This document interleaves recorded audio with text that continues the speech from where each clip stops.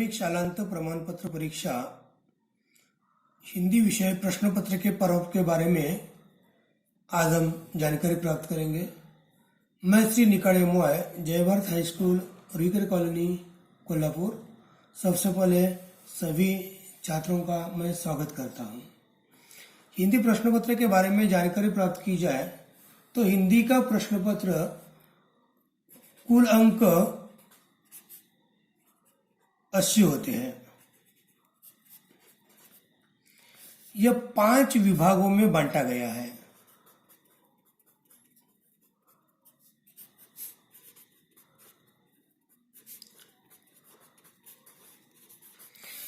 इन 5 विभागों के बारे में सबसे पहले हम जानकारी प्राप्त करेंगे। विभाग पहला जो है यह गद्य पर आधारित है और 20 अंक इनके लिए है। उसमें सवाल नंबर 1, प्रश्न क्रमांक 1, उसमें अ रहता है। यह 8 अंकों के लिए है और यह पठित पाठों पर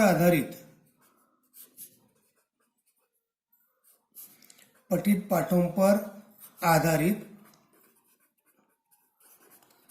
परिच्छेद दिया जाता है और उस परिच्छेद के ऊपर सवाल पूछा जाता है।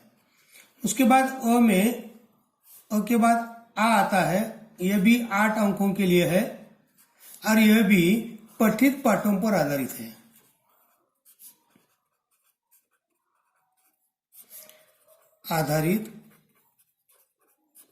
परिच्छेद पर आधारित है।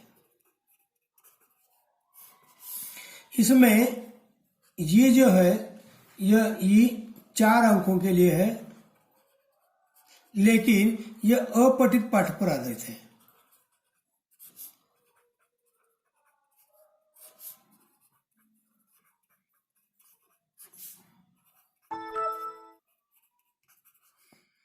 इस प्रकार से यह प्रश्न क्रमांक 1 हमें दिखाई देता है।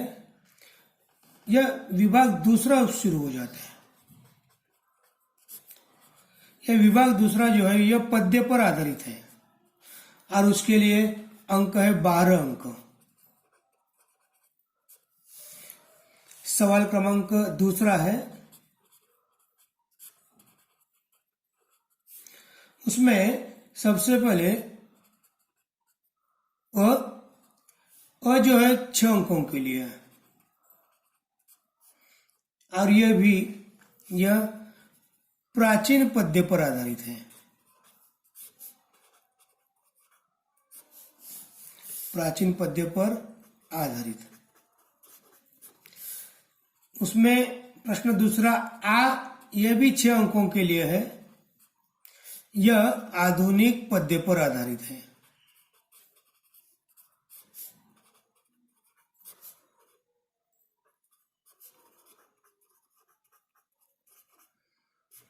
यानी हमारी किताब में कुछ कविताएं ऐसी है जो प्राचीन है और कुछ कविताएं आधुनिक है, तो दोनों पर अलग अलग प्रकार के सवाल यहाँ पूछे जाते हैं।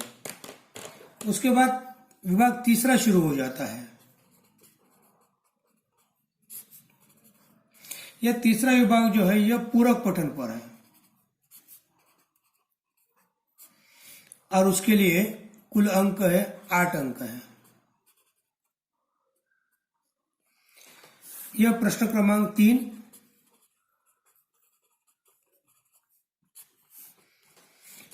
उसमें भी जो सवाल पूछा जाता है यह सवाल 4 अंकों के लिए होता है और यह गद्य पूरक पठन पर होता है।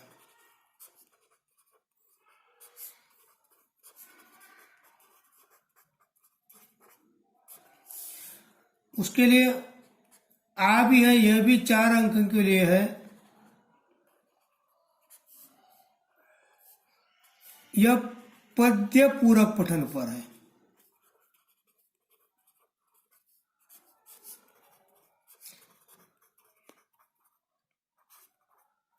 इसका मतलब यह है कि पूरक पठन भी गद्य में भी है और पद्य में भी है और दोनों के ऊपर अलग अलग सवाल यहाँ पूछे। उसके बाद विभाग क्रमांक 4 आता है। यह भाषा अध्ययन यानी व्याकरण के आधार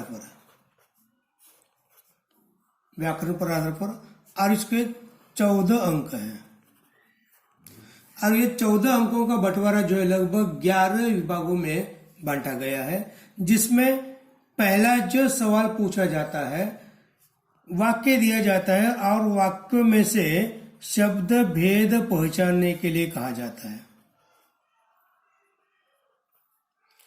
और हमें इसमें यह बात ध्यान में रखनी चाहिए कि शब्द भेद पहचानते समय वह शब्द या तो संज्ञा, सर्वनाम या विशेषण, इसमें से ही उसका जवाब होना चाहिए और उसके लिए 1 अंक है। उसके बाद दूसरा 2 अव्यय शब्द दिए जाएंगे और इन 2 अव्यय शब्दों का वाक्यों में प्रयोग करना है।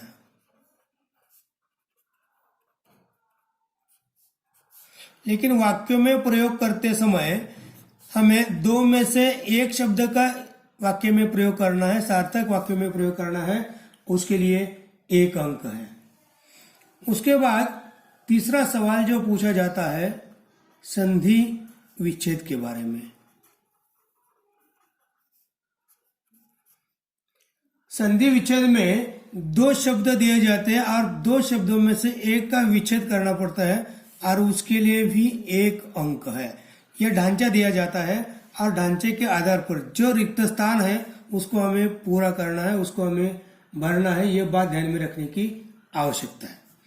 उसके बाद व्याकरण में चौथा सवाल पूछा जाता है सहायक क्रिया पहचानना।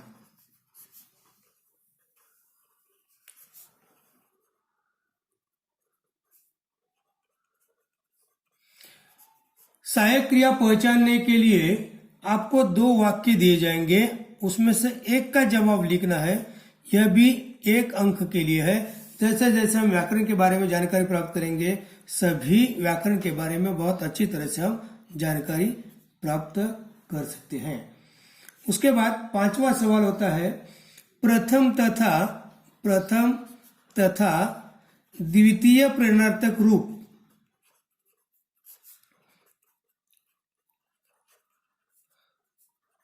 लिखने के लिए कहा जाता है। इसके लिए मूल क्रिया दी जाती है और मूल क्रिया देने के बाद आपको प्रथम और द्वितीय प्रेरणार्थक रूप लिखना पड़ता है। यह भी 2 में से 1 का लिखना पड़ता है, उसके लिए भी कुल मिलाकर 1 अंक है। उसके बाद छठा सवाल जो पूछा जाता है यह मुहावरे का है। एक तो आपको 2 में से 1 मुहावरा जो होता है, मुहावरा उसका अर्थ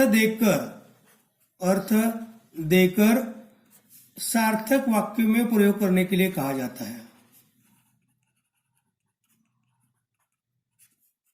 प्रयोग करने के लिए कहा जाता है। तथा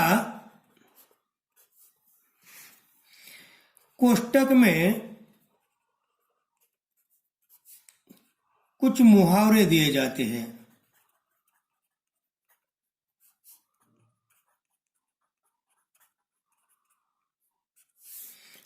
और नीचे वाक्य दिया जाता है। जो वाक्य में जो मुहावरा है उस मुहावरे को उसको निकालकर कोष्टक में दिए गए मुहावरे का इस्तेमाल किया जाता है।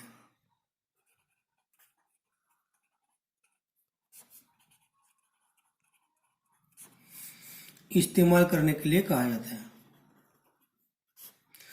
तो दोनों में से 1 को लिखना है और उसके लिए अंक जो है ये अंक 1 है। उसके बाद 7 नंबर पर वाक्य दिया जाता है और कारक चिन्ह पहचान कर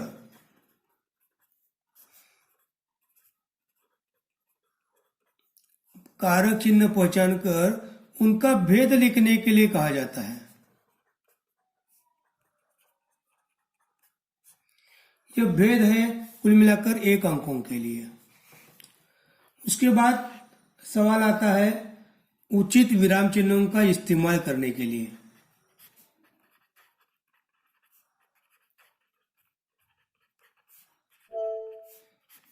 उचित विराम चिन्हों का इस्तेमाल करना।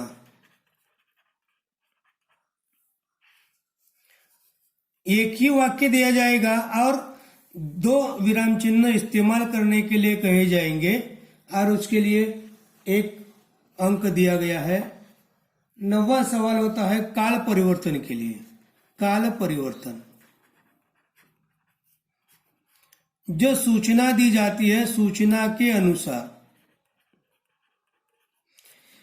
3 वाक्य दिए जाएंगे, हर एक वाक्य के आगे कौन से काल में उसका परिवर्तन करना चाहिए उसके बारे में जानकारी दी जाएगी। 3 में से 2 वाक्यों का उचित काल में परिवर्तन करना पड़ता है और उसके लिए अंक है 2 अंक है। उसके बाद 10 नंबर पर आता है रचना के आधार पर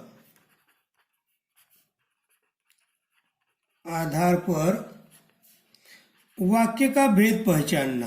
वाक्य भेद पहचानना,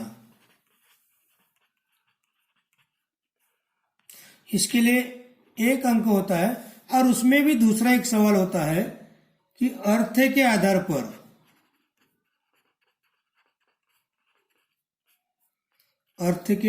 पर दी गई सूचना के अनुसार वाक्य परिवर्तन करना।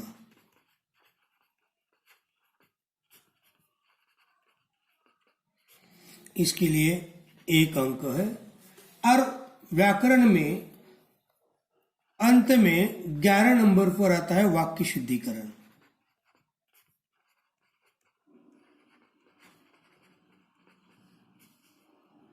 वाक्य शुद्धिकरण में 3 वाक्य दिए जाएंगे, 3 में से 2 को छुड़ाना है, उसमें उसके लिए अंक है 2। लेकिन आपको ध्यान में रखना चाहिए कि वाक्य शुद्धिकरण करते समय हर वाक्य में लगभग 2 गलतियां होती है, उसको हमें सुधारना आवश्यक है। उसके बाद विभाग 5वां आता है जो रचना विभाग के रूप में जाना जाता है, जिनको हम उपयोजित लेखन भी कह सकते हैं। उपयोजित लेखन भी कह सकते हैं और यह 26 अंकों के लिए सवाल है।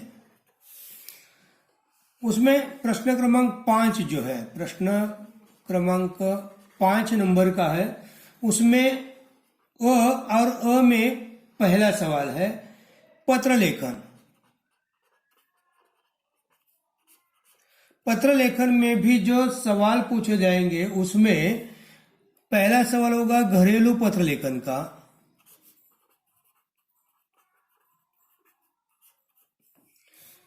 अथवा के रूप में एक तो व्यावसायिक पत्र पूछा जाएगा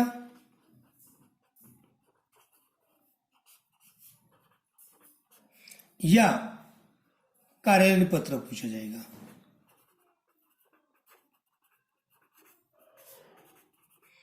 इसका मतलब यह है कि घरेलू पत्र पूछा ही जाएगा और उसके बाद व्यावसायिक पत्र या कार्यालय पत्र या दोनों में से एक पत्र पूछा जाएगा और उसके लिए अंक है 5 अंक। उसके बाद 2 नंबर जो है गद्याकलन। एक अपठित परिचय दिया जाएगा जिसके ऊपर 4 प्रश्न आपको तैयार करने हैं और हर एक के लिए 1 अंक। इसका मतलब है कुल मिलाकर गद्याकलन के लिए 4 अंक हो जाती है। उसके बाद आ आता है। आ में भी 1 और 2 इस प्रकार से उप प्रकार किए गए हैं। उसमें एक वृत्तांत लेखन, यानी जो घटित घटना हो जाती है उसका वृत्तांत लिखना पड़ता है, या उसके लिए अथवा के रूप में कहानी लेखन। आपको जो उचित लगता है, यदि आप वृत्तांत लेखन भी लिख सकते हैं या कहानी लेखन भी लिख सकते हैं, दोनों भी सवाल आपको वहां दिए जाएंगे और उसके लिए अंक है 5 अंक है। उसमें दूसरा जो प्रकार है विज्ञापन लेखन।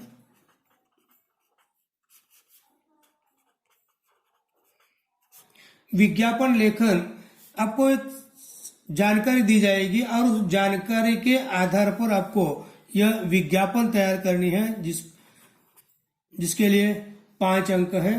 उसमें ये सवाल जो है ये सवाल निबंध लेखन का है।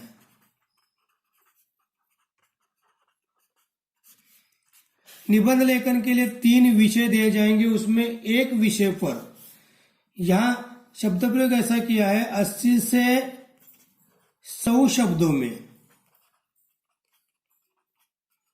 निबंध आपको लिखना पड़ेगा। उसके लिए 7 अंक है। कभी भी शब्द गिनने नहीं है। आप जिस प्रकार से जितना आप लिखना चाहते हैं, भले ज्यादा भी शब्द हो गए तो भी चलेगा, थोड़े कम भी हो गए तो भी चलेगा, लेकिन अपने विचारों को स्पष्ट रूप से निबंध लेखन में उतारना अनिवार्य है। तो इस प्रकार से कुल मिलाकर यह 80 अंकों का प्रश्न पत्र है। इसको ध्यान में रखकर यदि आप पढ़ाई करेंगे तो निश्चित रूप से अधिक से अधिक अंक आपको प्राप्त हो सकते हैं या मिल सकते हैं। ठीक है, धन्यवाद।